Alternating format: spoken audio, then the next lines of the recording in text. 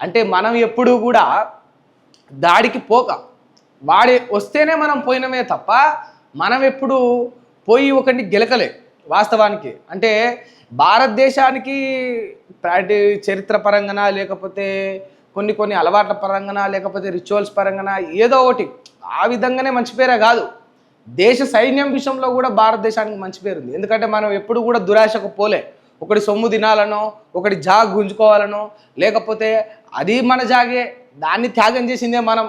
ఆ మూర్ఖులకు ఆ మాత్రం ఇంకిత జ్ఞానం కూడా లేదు. అంటే బతుకుండ్రా అని మనం ఇచ్చినవే తప్ప కనీస జ్ఞానం కూడా లేదు. మరి ఏమంటారు కదా, ఇక తిన్నింటి వాసాలు లెక్క పెట్టేవాళ్ళు అనమాట వీళ్ళు. పోనీలే అని ఇస్తే పోనీలే బతుకమని చేస్తే దాన్ని మనం అంగీకరిస్తే గొడవ చేయలే, మనం వద్దనలే, రాజంతం చేయలే, ఉండాలని అనలే.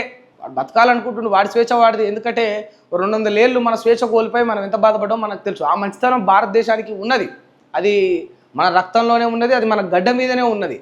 కనుక మనం ఎప్పుడు కూడా ఆశపడలే.